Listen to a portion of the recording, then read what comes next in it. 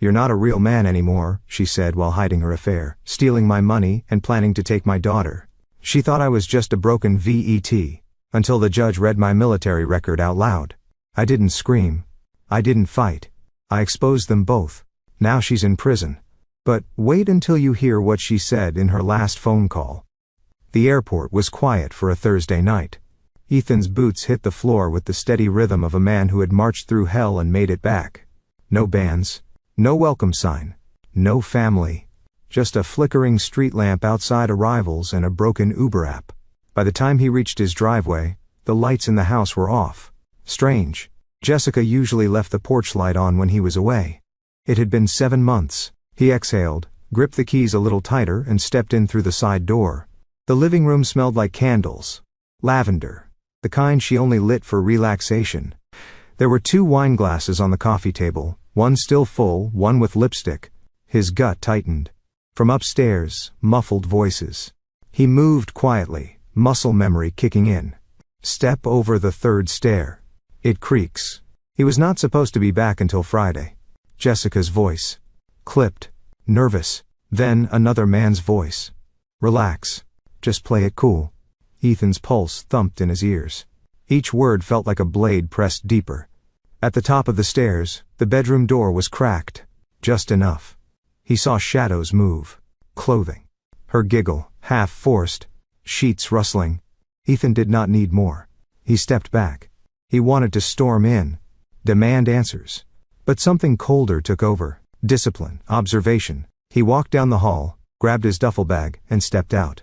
No confrontation, not yet. Because now this was not about love anymore. It was about truth, control, and making sure the enemy did not see the bullet coming. How do you confront betrayal without becoming a weapon yourself?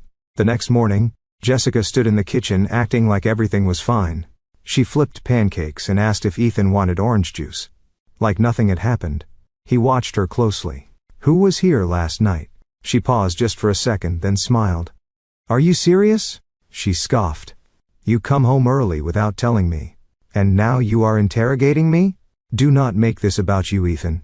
His fists clenched. There were 2 wine glasses. Jessica rolled her eyes. "I had a friend over. You think I am cheating because I had company? A male friend." She leaned against the counter, crossing her arms. "And maybe if you were home more than once a damn year, I would not need friends." Ethan said nothing. He just stared. Every second she lied. It chipped away at whatever was left of the girl he married. She walked over, pressed a hand to his chest. "You are overreacting. This is what war does to men. It messes them up, makes them paranoid. Maybe you should talk to someone." He stepped back. Her hand dropped. "You do not get to gaslight me," he said quietly. Jessica scoffed. "Gaslight? Jesus, Ethan. You have been watching too many damn movies. You think being a soldier makes you some kind of saint? You are not a real man anymore. Not since you came back." The words dropped like lead between them. Ethan said nothing. He grabbed his keys, walked out the door, and drove straight to Chris. Because now it was war.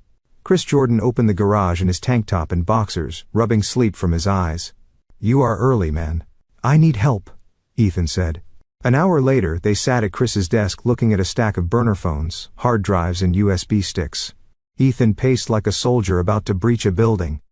"She is lying to my face.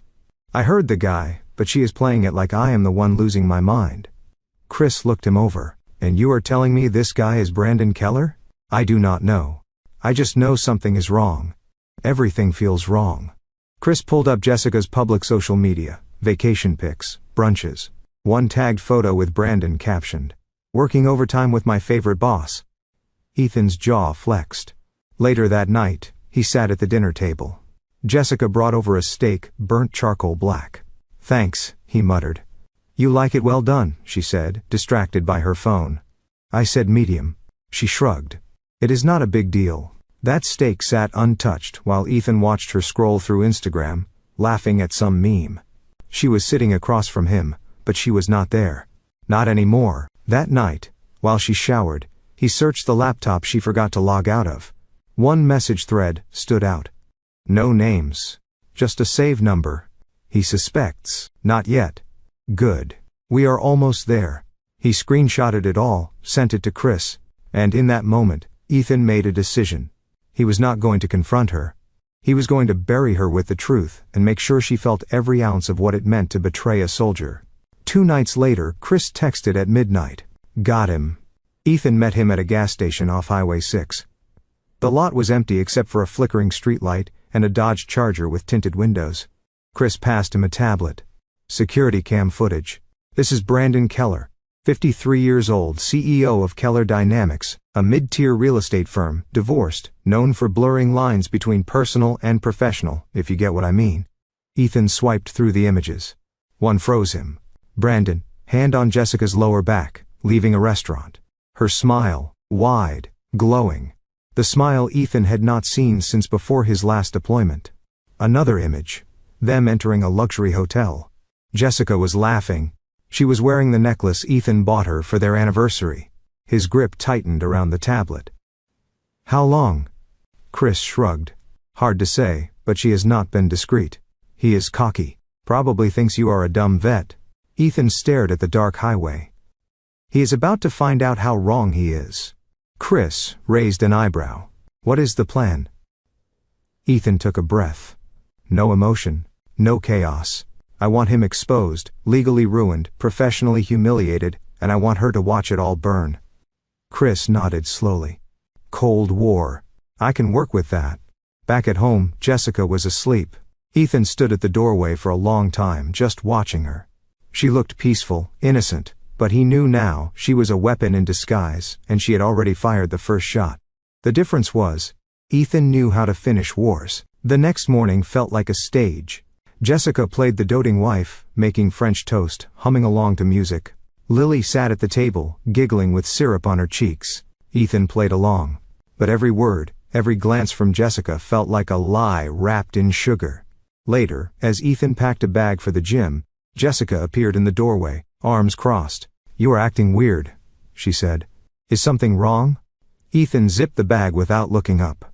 No, she laughed, a sharp mocking sound. You know, this whole soldier act? It is tired. You are home now. And honestly, it is like you are half here, half gone. You are not even a real man anymore. He turned to her slowly. What did you just say? I said what I said, she snapped. You are broken. You flinch at loud noises. You stare off into space. You come back expecting this house to freeze while you are gone. Life moves on, Ethan. His fists clenched at his sides. Say that again, he said quietly. She shrugged. I already did. The room was silent. The air between them, tense, electric. Then Ethan nodded. Good to know where we stand. And he walked past her, calm as stone. In his truck, he breathed hard. The steering wheel trembled beneath his grip. That was it. The final crack. The woman who once cried when he left for war now spit venom about the scars he brought back. She did not know it, but the clock had just started ticking. Ethan and Chris launched their plan like a mission briefing. They called it Operation Homefront. First, Chris set up surveillance. A private cam across from Brandon's office. Another near the hotel Jessica frequented. All tied to a remote cloud drive Ethan could access anytime. Second, they pulled Brandon's digital footprint, emails, invoices, LinkedIn connections, even old social media profiles. It painted a picture of a man who loved 2 things, money and attention. He is laundering money through multiple vendors, Chris said. Small amounts spread across fake consulting accounts. Guess whose name is showing up in the background? Ethan looked at the screen. His name. Jessica is helping him? He asked. Unknowingly or knowingly.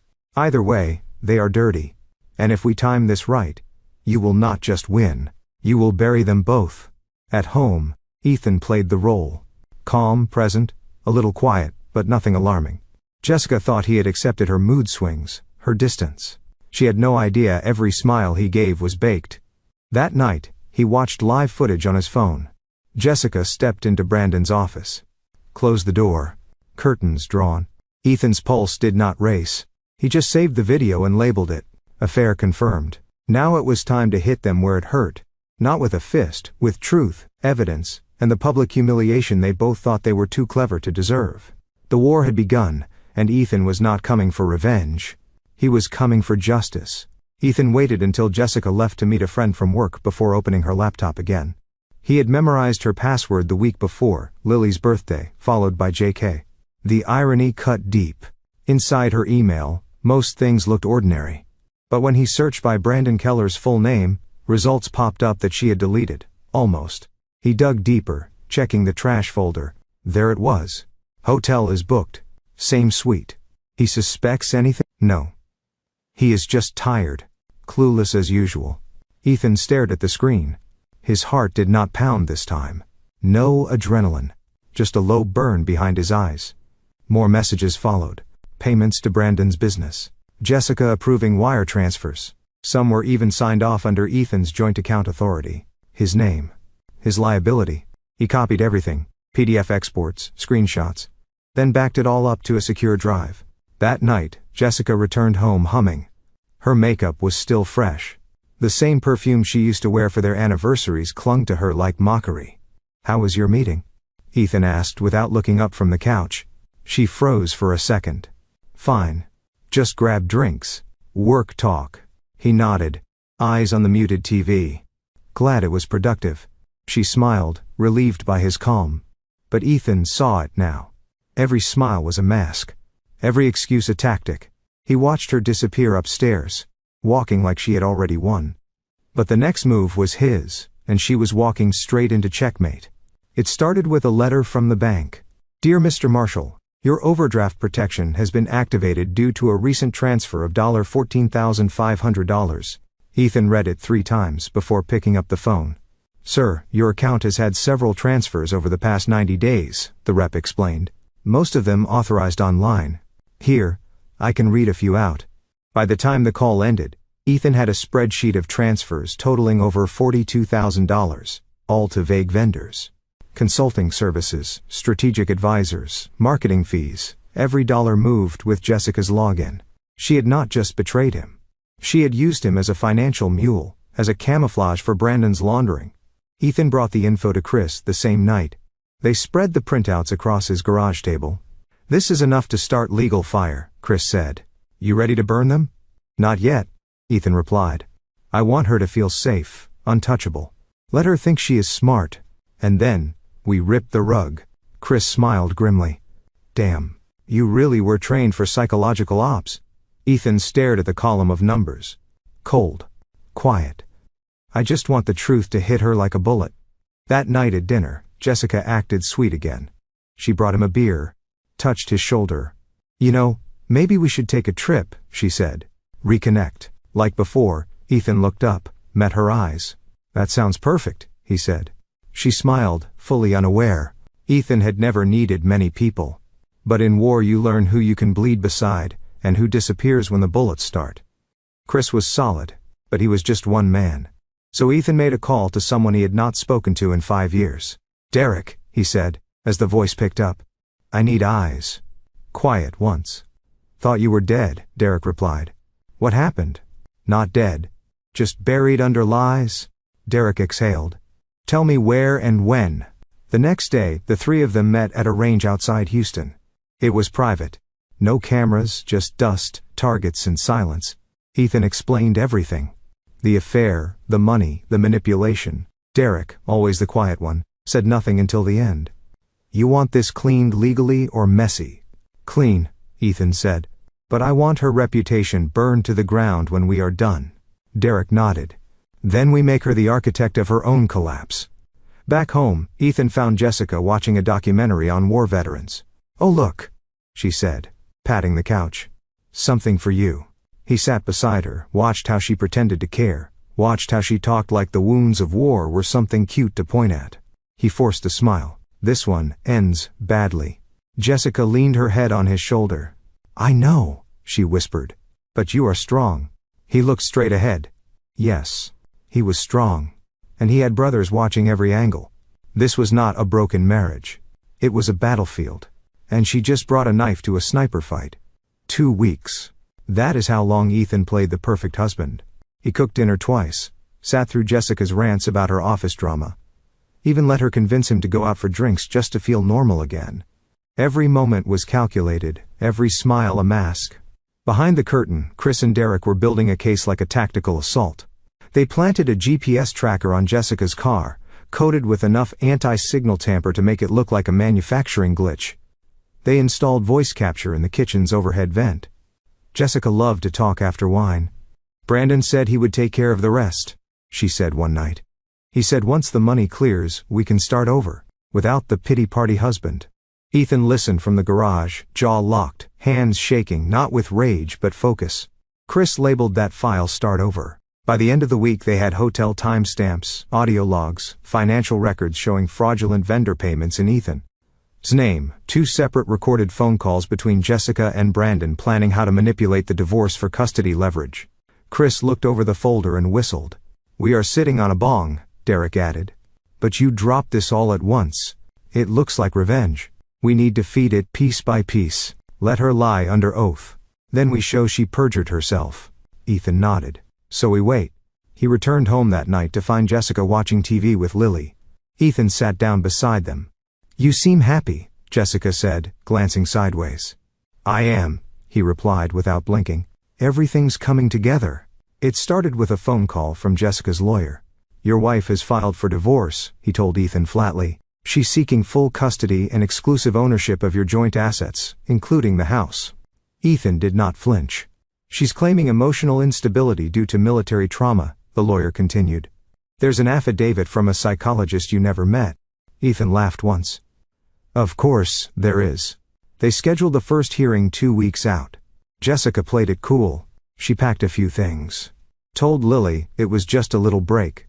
Told Ethan this was best for everyone. He said nothing. The night before the hearing, she approached him in the kitchen. "Ethan, you know they won't let you keep her," she said, motioning toward Lily's bedroom. "They do not let ticking time bombs raise kids." He turned slowly, looked her dead in the eye. "You want a war," he said. "You are about to get one." Jessica smirked. "Bring it." At court, she walked in like a celebrity. New suit, fresh hair.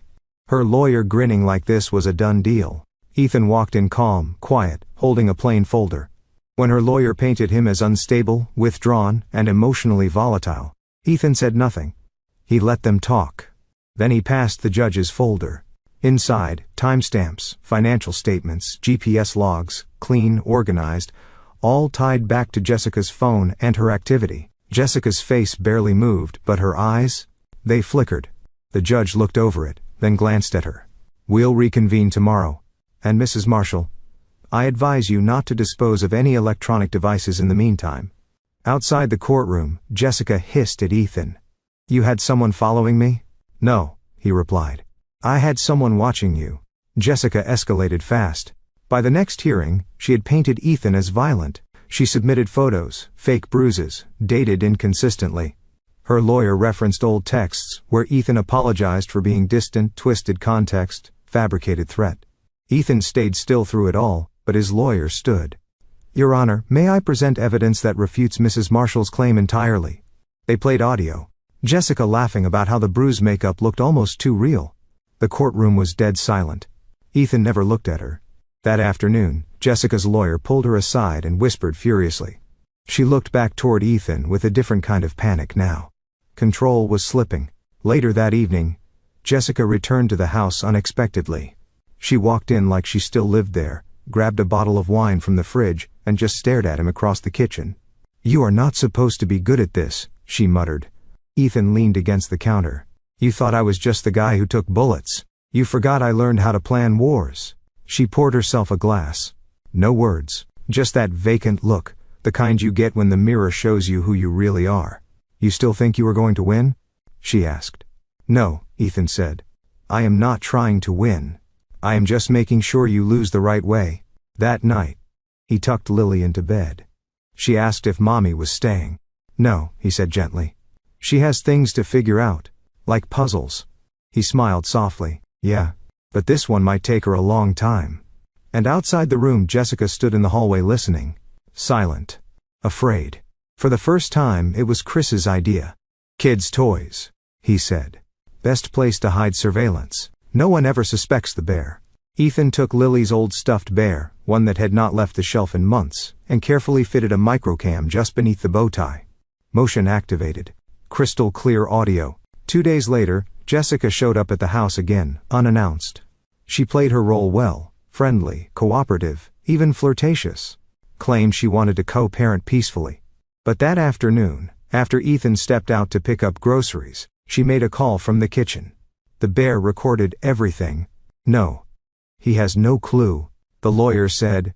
As long as I look composed, I will get Lily by the end of the month. Just keep things quiet until then. Pause. Do not worry. Once the house is mine, I will refinance the equity and push the rest through the shell account. No. He will not get a dime. Chris reviewed the footage. Sent it back with a simple message, checkmate is loading. Ethan watched the footage again later that night while Lily slept. Jessica's voice echoed through his phone, sweet and vicious at once. He saved it under the file name, Mother's Intent. This was not just infidelity. It was premeditated erasure of him, his rights, and their daughter's stability. But now she was on record. The deeper they dug, the dirtier it got. Derek traced one of the fake vendor payments through a third-party marketing firm. On paper, it looked legit, but the back end told another story. Bounced funds, false invoices, and redirections into Brandon Keller's private accounts. Jessica had authorized the transfers using Ethan's credentials. Chris mapped it all into a flowchart. The board looked like something from a Homeland Security raid. Names, arrows, bank records. Ethan stared at the line that circled back to his identity. They used me as the financial shield, he said. Chris nodded. That makes you the victim, and them the criminals. It was no longer just divorce or betrayal. It was federal fraud. They packaged everything into a digital case file, timestamp videos, screenshots of email correspondence, transaction logs, a full forensic audit. Ethan's lawyer reviewed it and leaned back, stunned. This is beyond divorce court, she said. We're talking about wire fraud, conspiracy, possibly money laundering. Good, Ethan replied. Let's move the war to a bigger battlefield. Meanwhile, Jessica kept smiling in court, her confidence painted across her face like armor. She had no idea the blade was already under her feet waiting for her next step. Jessica met Brandon at an upscale bar that night, wearing a red dress Ethan had bought her years ago. Chris had a mic planted under the booth. He is getting cocky, she said, sipping her wine. He is playing the hero in court now. Brandon chuckled. What can he do? You have the kid, the house, the sympathy card. He is a soldier, not a strategist. Jessica leaned in. You said he would fold. He will, Brandon replied. Men like that always do. He is used to taking orders, not giving them. They clinked glasses. Brandon kissed her cheek. Ethan listened to it all from Chris's laptop the next morning. He did not blink. She thinks I am following the script, he said. Good. Chris looked over. What now?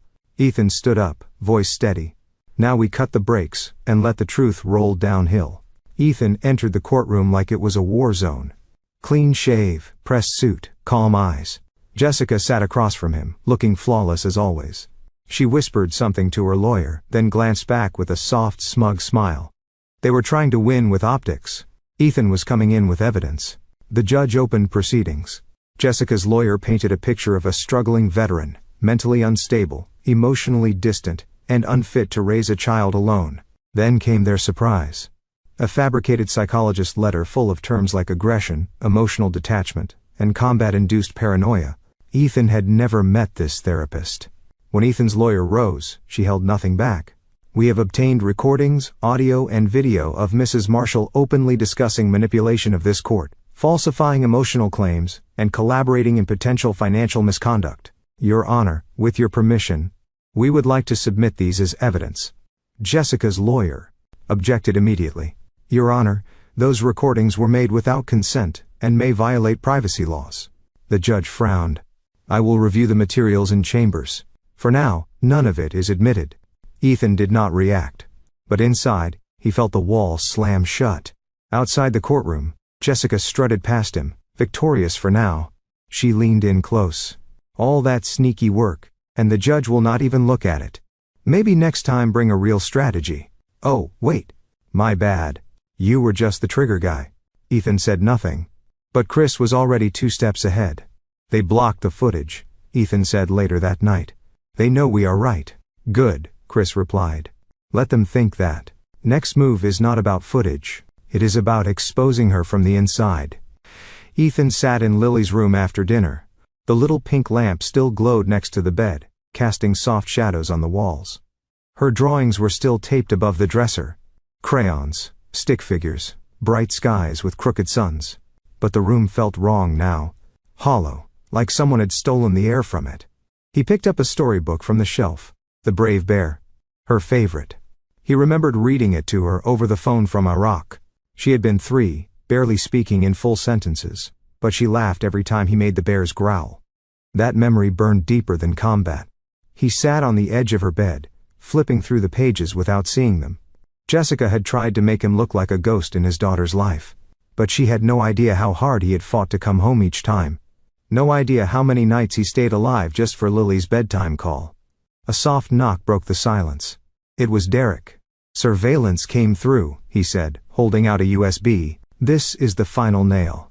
Ethan took it. "What is on it?" Brandon, in his own words, talking about money movement, Deshell accounts, and how he is going to shift everything into your name once the divorce clears. Ethan stared at the small drive. "This is enough?" he asked. "Not enough to win," Derek replied. "Enough to destroy." Later that night, Ethan loaded the file and watched Brandon on screen, bragging, confident, reckless. "The idiot still has no idea. His name is on the routing trail. He takes the fall. We walk." Ethan paused the video. His hands were still. His heart, ice. It was time. The courtroom was packed on the final day of the preliminary hearings. Media had started trickling in. Whispers buzzed from the back row. Someone had leaked the audio. Someone wanted attention. Ethan did not care. Jessica sat calm and collected beside her lawyer, her expression unreadable. But her eyes kept darting toward Ethan. He sat alone, quiet, focused. The judge entered. Everyone rose. Then silence. Ethan's lawyer stood. "Your Honor, in light of new evidence, we request to call a witness out of sequence." The judge raised an eyebrow. "On what grounds?" "It is a sealed identity witness related to financial misconduct, involving Mrs. Marshall and her business associate Mr. Keller." Jessica's lawyer objected again. "This is harassment," but the judge allowed it. A woman stepped into the room, mid-30s, nervous, holding a folder. "State your name, Amelia Cross. Your relationship to Mr. Brandon Keller?" "I was his executive assistant for 4 years. What do you wish to present today?" Amelia's hands trembled as she handed over the folder. Inside were internal emails, invoices, and statements. One thread revealed a direct message from Jessica. "Just make sure the money circles through Ethan's name. If the audit hits, he gets burned, not us." Jessica paled. Ethan did not move. The judge flipped through the documents, then looked up slowly. "We will recess. But, Mrs. Marshall, I suggest you contact your attorney immediately regarding criminal liability." The silence after the judge stood up was thunderous. Jessica did not move. For the first time, she looked truly afraid.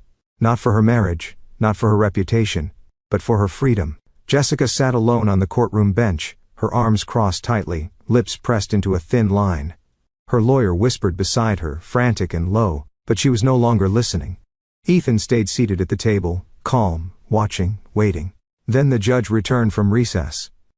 "I have reviewed the new evidence," he said, tone flat. "And I am approving the witness testimony for official record. But in light of the financial allegations, I am also opening the floor to a secondary witness tied to the same fraud trail." Jessica frowned. "Another witness?" she whispered to her lawyer. "Who?" A second woman entered through the side door. Tall, blonde, early 30s, designer heels clicking softly. Brandon Keller's second mistress. The courtroom buzzed. Jessica froze. The woman took the stand, introduced herself, and dropped the first bomb. "I was involved with Mr. Keller from July of last year until March. During that time I was asked to sign off on fraudulent expenses, invoices, and funnel payments through a side entity. Mr. Keller said it was temporary, until the money was pushed through a divorce settlement he was managing." She turned toward Jessica. "He never said your name directly, but he called you the one who thinks she is running the show." The gallery went silent. Jessica's face flushed red, panic and humiliation creeping into her expression like slow poison. Ethan watched her unravel 1 inch at a time. The twist? Jessica thought she was the only affair. But Brandon played her the same way she tried to play Ethan. And now, Karma had walked into the courtroom in heels.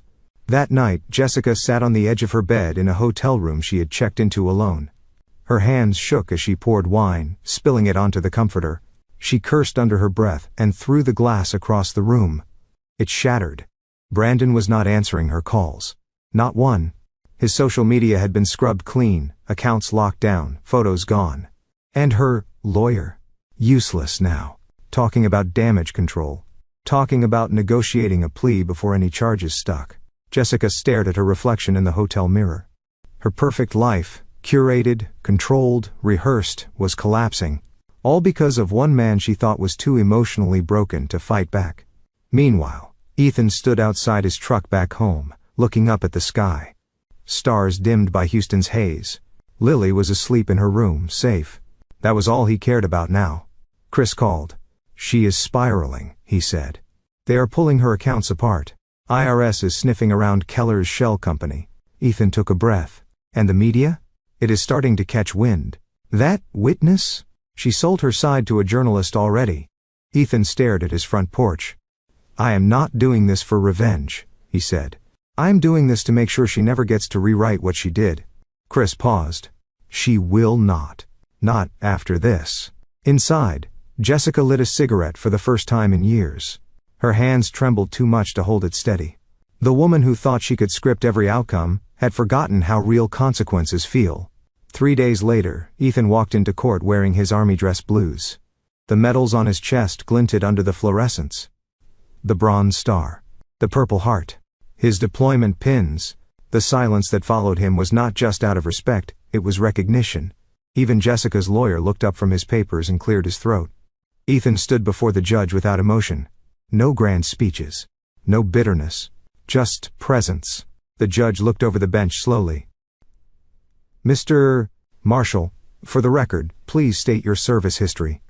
Ethan did tours, combat citations, life-risking evacuations under enemy fire. The courtroom was dead still. Then the judge turned to Jessica. "You called this man emotionally unfit, dangerous, absent, and yet from all evidence and testimony, what I see is a man who has served this country with distinction and has conducted himself in this courtroom with greater integrity than any of the parties attempting to defame him." Jessica said nothing. Her throat bobbed. She was breathing through her mouth now, shallow and fast. The judge continued. "As of this moment, all custody requests filed by Mrs. Marshall are denied pending investigation into her financial conduct." Jessica's hand gripped the edge of the table. Ethan did not smile. He did not gloat. He just turned to his lawyer and nodded once. Outside the courthouse, cameras began to gather. Reporters shouted questions. Ethan walked straight past them, steady, calm, holding Lily's drawing in one hand, crumpled a bit, but still clear. A stick figure in a blue uniform with the words, "My hero, my dad." Day 4, in court. Jessica looked like a ghost of herself, pale foundation barely covering the stress creeping through her skin. The courtroom was half full, reporters scattered like vultures with notebooks. Everyone waited for the next blow. It came from the bench. The judge cleared his throat and looked down at a sheet of paper. "Before we move further, I find it necessary to place into the record a few facts regarding Mr. Ethan Marshall." Jessica shifted in her seat. The judge continued, voice clear, steady. "Ethan Marshall served 3 combat tours in Afghanistan and Iraq. He was awarded the Bronze Star for leading a civilian evacuation under direct enemy fire, saving 13 lives. He received the Purple Heart after sustaining injury while defending his unit from an ambush. His record includes 0 disciplinary actions, multiple commendations for leadership, and letters of character from commanding officers." He paused. The silence in the courtroom turned heavy. "I say this not to glamorize service," the judge added, "but because it is necessary context when evaluating the false claims that have been made against his character in this courtroom." Jessica's mouth parted slightly, but no sound came out. The judge leaned forward. "It is deeply troubling that such a record would be weaponized against a man simply because he returned from war with quieter eyes." That last line pierced the room. Ethan did not flinch. Jessica stared down at her lap, her nails digging into her palm. The judge finished. "We will proceed with a financial audit and review, but I want the court to understand. This is not a man to be discarded. This is a man who endured, survived, and returned. And in this courtroom, that matters." Jessica had nothing left to say. 2 hours after the hearing, Brandon Keller walked out of his office building.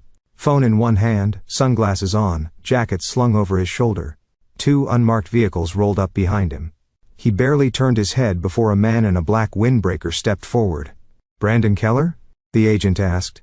Brandon blinked. "Yeah. Federal Bureau of Investigation. You are under arrest for conspiracy to commit wire fraud, financial identity theft, and obstruction of justice." Brandon's smug expression cracked. "You have got to be kidding me." The cuffs snapped tight. Cameras flashed. Inside her hotel room, Jessica saw the footage first on Twitter. Breaking: CEO Brandon Keller arrested in financial fraud scandal connected to divorce case. She dropped the phone. Shaky hands reached for the remote. News was everywhere. Her name was not in the headlines yet, but it was coming. She knew it. She tried calling him. No answer. She called again straight to voicemail. Outside, a news van pulled up across the street. Her pulse raced. She pulled the curtains shut, slammed the window closed, paced the room. He promised her protection. He promised this would never touch her. He lied. Jessica returned to the courthouse the next morning late and alone. No lawyer beside her. Just oversized sunglasses, a tight scarf, and a failed attempt at disappearing. But everyone saw her. Whispers followed her up the steps. Someone pointed. A reporter lifted a mic. She turned away, eyes wide, face tight. Inside, she sat down with her arms wrapped around herself. Not defiant now, cornered. Ethan arrived a few minutes later, calm, carrying a single folder. His lawyer nodded to him. The day's hearing would be brief, mostly procedural. But the air in the room felt thick. Jessica was called to the stand for clarification on a few financial filings. She stood up and cracked. "I need a break," she whispered. The judge raised an eyebrow. "Mrs. Marshall, this is a basic inquiry." Jessica shook her head. I cannot. I was not the one handling the accounts. Brandon, he told me it was clean." "Are you saying you were unaware of the fraudulent filings made under your name?" Jessica blinked hard. Her voice trembled. "I just signed what he gave me." The courtroom reacted, quiet murmurs, shifting in seats. Her lawyer stood, whispering urgently. But the damage was done. Outside, she staggered down the steps. Reporters were waiting. "Jessica, did you know Brandon Keller was committing fraud? Were you involved in falsifying financial documents? Is it true you attempted to frame your husband during custody hearings?" She tried to push through, head down. Then one voice cut through all the noise. "He deserved better than you." She stopped, looked up. It was Amelia, the witness. Jessica turned and walked faster, her heels clicking too loudly against stone. Her life? Fractured, public, falling. And it was only the beginning. The hearing room was silent except for the turning of pages. Jessica sat slouched, mascara faded, eyes locked forward but clearly unfocused. Her lawyer had dropped her that morning, citing client dishonesty after the financial evidence went public. Ethan remained composed. The judge scanned through the latest report from Child Services, visitation records, school behavior notes, psychological assessments. Then, he cleared his throat. "This court finds that Mrs. Marshall has not demonstrated fitness for full custody at this time." Jessica's head jerked slightly. In light of the criminal investigation and public misconduct, temporary full custody is awarded to Mr. Marshall. With monitored visitation for Mrs. Marshall, pending further review, Jessica's breath caught audible even from across the room. Ethan said nothing. He just nodded once. He had not come to win. He had come to protect. Outside the courtroom, reporters swarmed, but he shielded Lily as she walked with him, backpack slung over her shoulder, small hand in his. "Are we going home?" she asked. He smiled gently. "Yeah, baby. We're going home." Jessica remained inside, alone on the bench, as people filed out. Her jaw clenched. Her eyes flicked to the exit, but no one looked back. The house felt warmer. Not because of the heat, but because Lily was back. Her shoes were in the hallway. Her cartoons played too loud. Her giggles filled the kitchen while Ethan made pancakes. Real life. Finally, that night, she crept into Ethan's room with her blanket. "Can I sleep here?" Ethan scooted over. "Always." She snuggled in close. "Is Mommy mad at me?" she whispered. Ethan paused. "No, sweetheart. She's just confused. Grown-ups mess up sometimes. She said you would forget about me." Ethan's chest tightened. He wrapped his arm around her and pulled her close. "I never forgot. I was just getting things ready to bring you back." She closed her eyes. You came back from the war and then came back for me too. He looked at the ceiling for a long moment. Yes, he whispered. And I would do it again. In the hallway, the light from her bedroom was still on. He walked in, picked up her drawing from the floor. Another new one. This time, a bear holding a shield. She had written, "My dad is my hero because he fights and he hugs." He stood in the doorway for a while. He had been trained to break through doors, rescue hostages, disarm bombs. But this moment, was the only mission that ever truly mattered. Jessica returned to court looking worse than ever. Sunglasses again. Hollow cheeks. Rumors swirled that she had been dropped by 2 attorneys in 1 week. The judge announced, "We are allowing one more character witness before reviewing custody arrangements long term." A door opened. Jessica looked up and froze. Her mother walked in. Grace Morgan, 65. Prim, tight bun, stone-faced. Jessica stood. "What the hell is she doing here?" "Sit down, Mrs. Marshall," the judge ordered. Grace took the stand. "I am here because I believe my granddaughter deserves to be raised in a home where truth and safety exist." The court hushed. Grace continued. "Jessica has always been brilliant. But from childhood she learned how to control, to manipulate, to charm her way out of everything. Her father and I enabled it. We thought she would grow out of it." She looked over at Jessica. "You never did." Jessica's face went white. "I warned her not to do this to Ethan," Grace said. "He was the first good man she had ever known. And when she started lying, fabricating things about his mental health, I had to step in." The judge leaned forward. "And you are saying this voluntarily?" "I came here on my own. I love my daughter. But I will not let her destroy someone else to protect her own lies." Jessica stood up. "You were never a real mother to me. You never wanted a mother. You wanted a mirror." The silence after that was unbearable. Grace stood and walked out of the room. No tears. No breakdown. Just the truth. And for the first time, Jessica had no defense. 2 days after Grace Morgan's testimony, Ethan received a plain envelope in his mailbox. No return address, just his name written in sharp block letters. Inside, a single USB drive. He plugged it into Chris's laptop at the garage later that night. The folder contained phone recordings. Clean, sharp audio of Brandon Keller talking to a third party. Not Jessica, not the assistant, someone else. "She really thinks I love her," Brandon's voice said. Cocky as ever. "Nah. She is just leverage. A pawn. As soon as her part clears, I will have enough dirt to flip it on her too. Let the wife take the fall, clean the trail, and move on." Chris paused the playback. This was recent. Ethan's eyes narrowed. "Sent from who?" Chris checked the metadata. VPN routed. Hidden, Could be anyone. Could be that second mistress.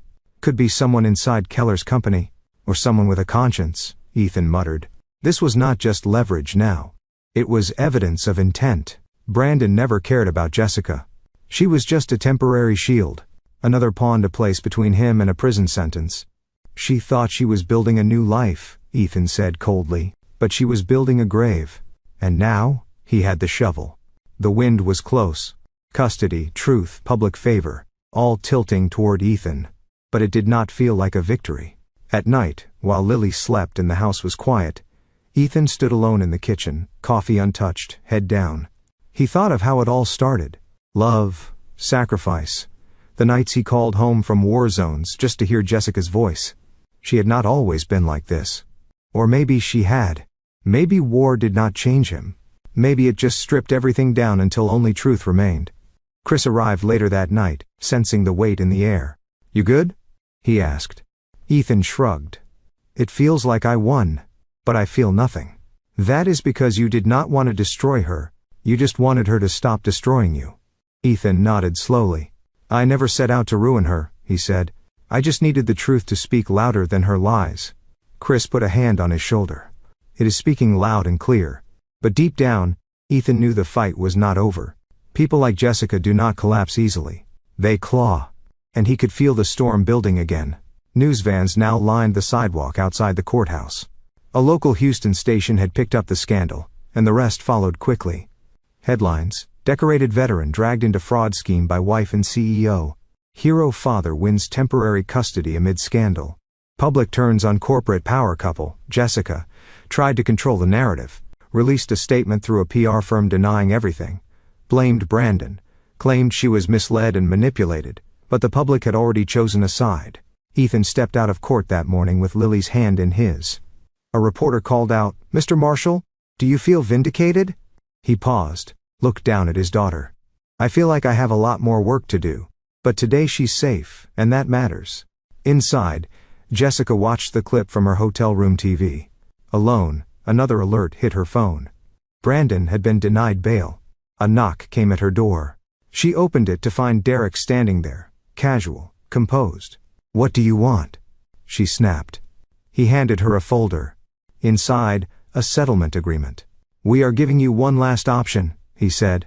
"Sign this. Walk away with dignity, or keep fighting, and we will expose everything." She looked up at him, shaking. "Is this how he wins?" Derek's voice was ice. "No. This is how you stop losing." It came unexpectedly. A phone call from the county jail. Brandon Keller. Recorded call. Legally admissible. Triggered by keyword monitoring. Ethan's lawyer got a copy. "Yeah. I screwed up. She thought I loved her. Please. I needed someone dumb enough to sign papers, take emotional damage, and keep Ethan distracted. Worked for a while, but once the court got involved, game over." Ethan listened to it twice, then emailed it to the judge's office, tagged to the fraud case. Brandon had confessed, not just to using Jessica, but to intentionally setting up Ethan to take the legal hit. Jessica had not just betrayed him. She had been played just as deeply. The irony? The same way she tried to ruin Ethan, Brandon did to her. Chris looked over the evidence. "You could end this now. Finish her in court next week." Ethan exhaled. Long steady. "No," he said. "Let her end herself." And based on everything unraveling, that was exactly what she was about to do. Ethan returned home from court to find an envelope on the front porch.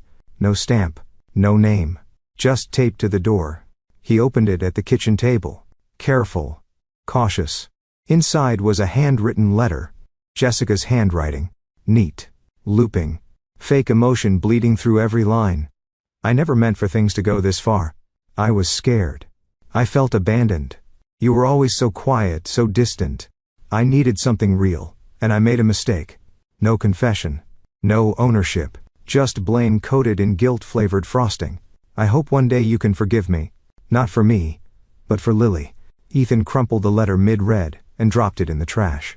It was not an apology. It was damage control. Jessica was not sorry. She was preparing a new defense. One that painted her as a confused woman manipulated by men. She wanted leniency, sympathy, a softer landing. Chris looked at the shredded paper in the bin and muttered, "She is testing your restraint." "She will not like the answer," Ethan replied. 2 days later, Ethan's lawyer received an urgent notice. Jessica had filed a protective order against Ethan, claiming she felt unsafe, claimed he had made indirect threats, and had military-grade surveillance, tracking her every move.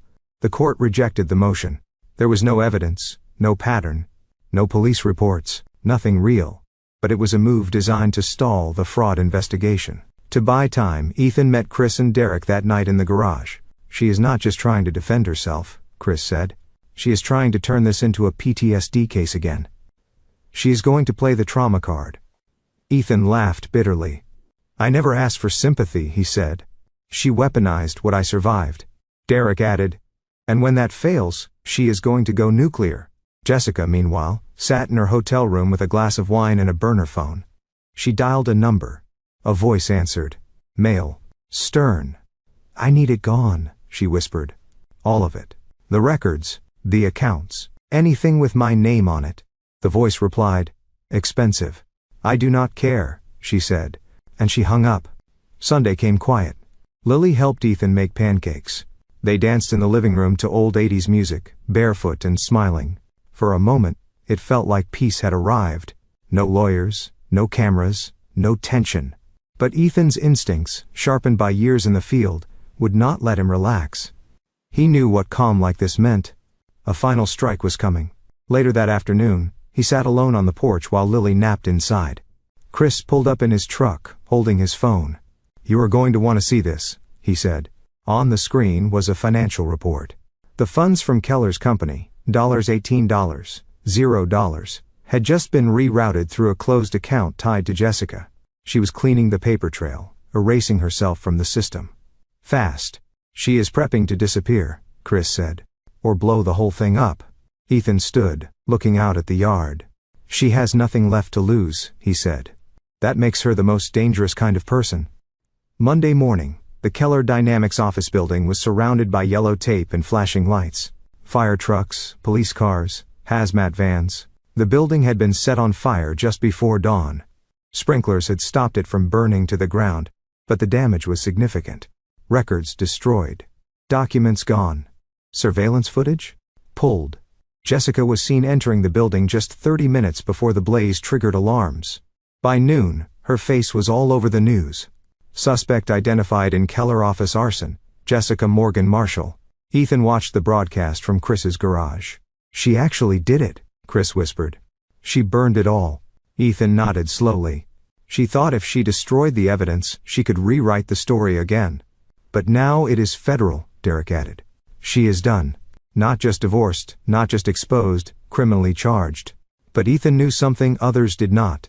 Jessica had one more card to play, and she had not laid it down yet. Jessica was arrested 48 hours after the Keller building fire. Arson, destruction of evidence.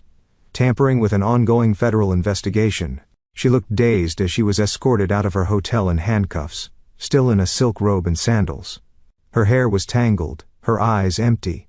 The world watched it live on the evening news. But the twist came in the booking room. Jessica did not ask for a lawyer. She asked for a reporter from a local news outlet. And when they arrived, she gave them everything.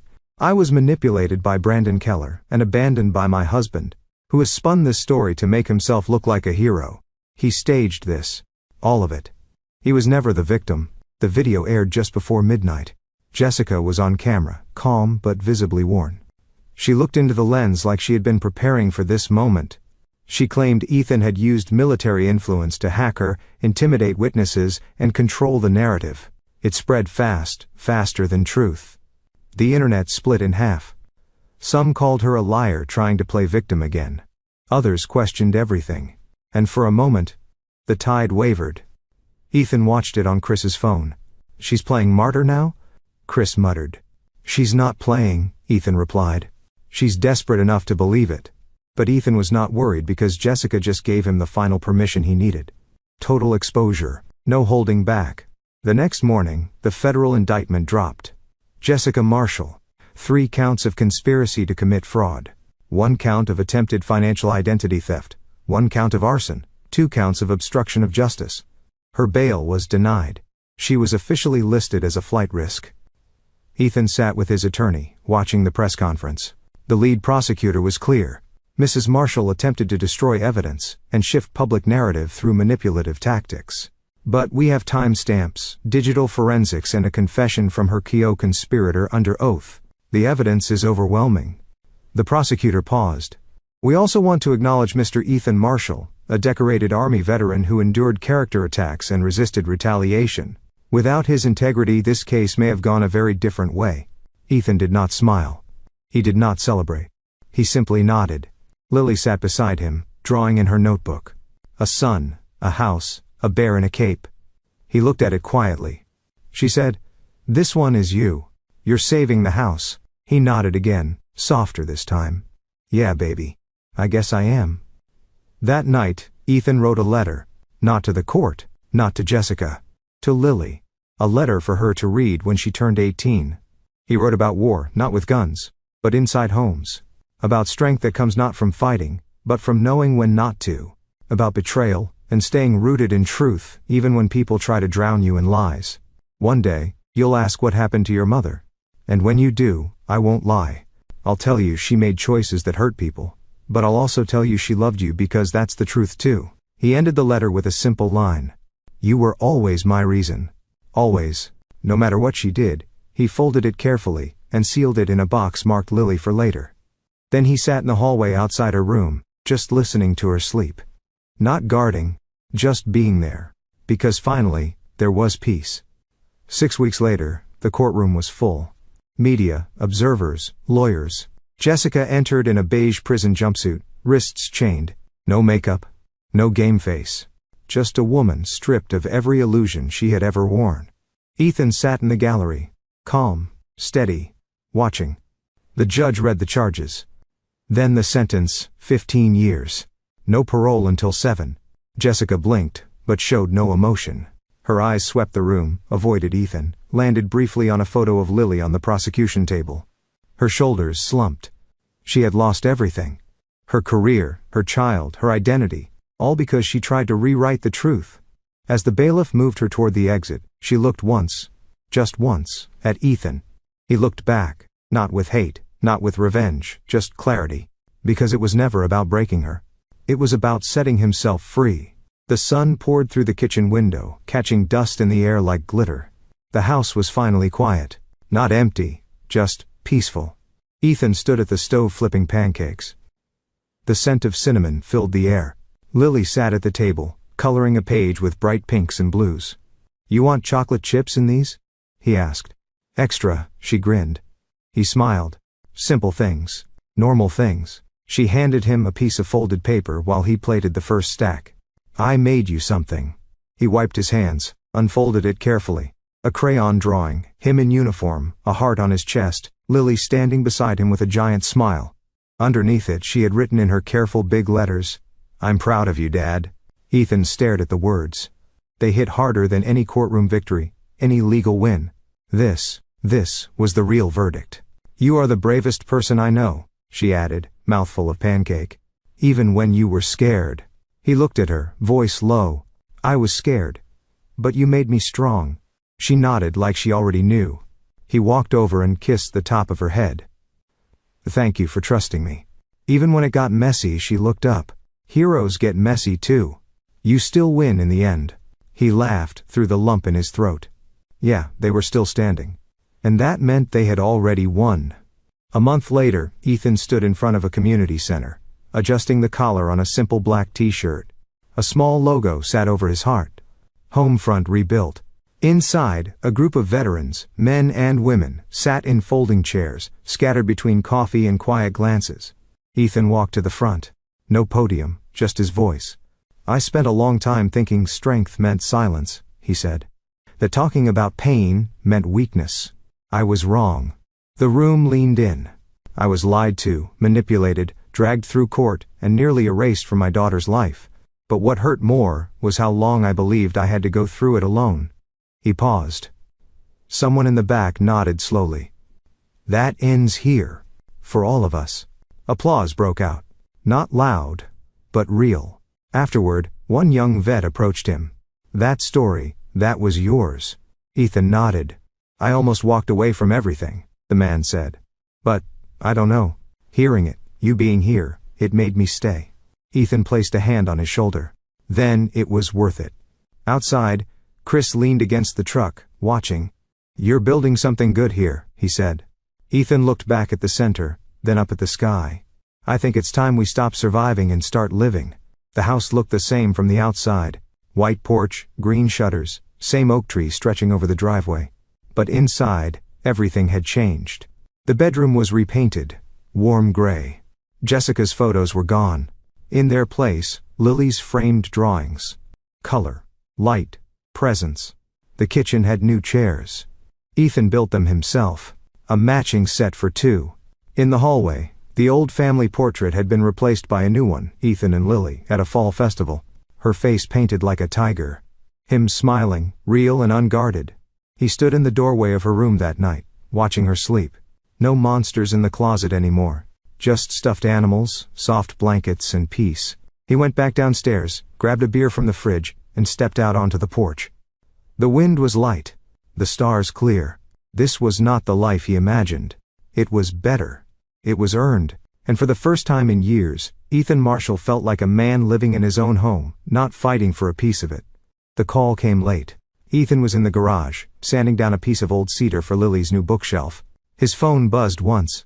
Unknown number. He almost ignored it, but something in his gut told him to answer. "Hello?" Silence. Then the soft rustle of static. Then her voice. "Ethan." He froze, hand pausing mid-motion. "Jessica, I only get one call a week now," she said quietly. "And I chose this one." Ethan leaned against the bench, jaw tight. Why? I do not know, she whispered. Maybe I thought you'd yell. Maybe I wanted that. Maybe I just wanted to hear your voice. He said nothing. She continued, voice cracked and stripped of performance. I was wrong. About you. About everything. I thought if I controlled the story, I could survive it. But I was never in control, was I? Ethan breathed in deep. You were in control, Jessica. That was the problem. Silence. Then, she said it. I am sorry. Not just for the lies. For not seeing you. For erasing you. His eyes welled, but he kept his voice steady. You do not get to fix it with a phone call. I know. You still have a daughter, he added.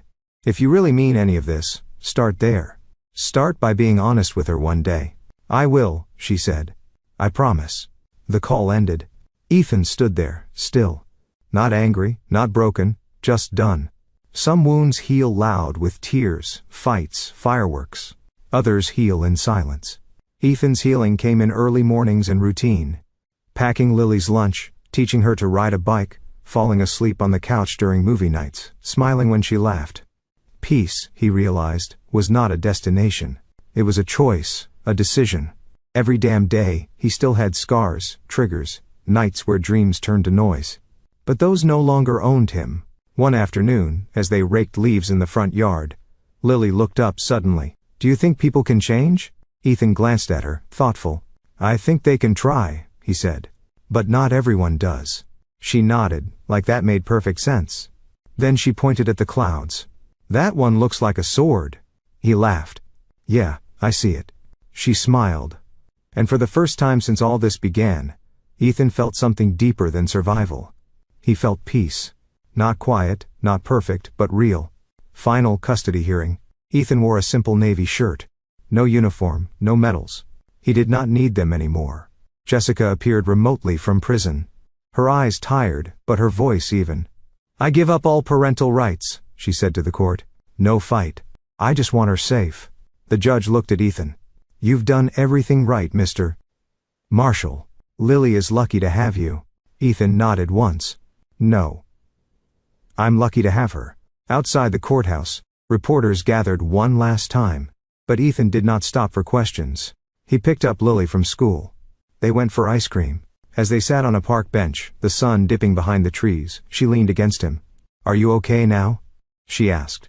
Ethan looked down at her and smiled gently. I think I've always been okay. I just forgot for a while. She rested her head on his shoulder. And in that quiet, glowing moment, Ethan Marshall was not a victim. Not a soldier. Not a survivor. He was a father, a hero, a whole man. And now, one final question for you. If you were in Ethan's shoes, would you have handled it the same way? Or would you have burned everything down? Thanks for watching. Take care of your truth, and take care of yourself. See you in the next one. Good luck.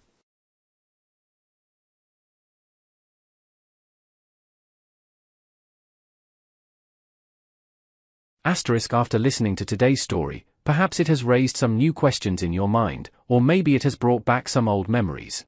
Every day on Reddit, new experiences and moments create fresh stories, and they connect all of us. Everyone has their own unique journey in life, and we all try to understand the world in our own way. These kinds of moments remind us that we are all human, sometimes happy, sometimes sad, and always learning something new. If you enjoyed this story, feel free to share it with your friends. Your thoughts and feedback are always valuable to us, as they motivate us to create even better content. Every story has its own unique angle, and our goal is to understand everyone's perspective and make our content diverse and relatable.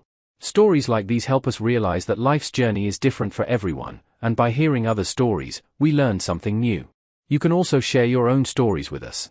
Your experiences are valuable to us as well, and if you enjoyed this video, please leave your feedback. We aim to create content that brightens your mind and gives you new ideas every time.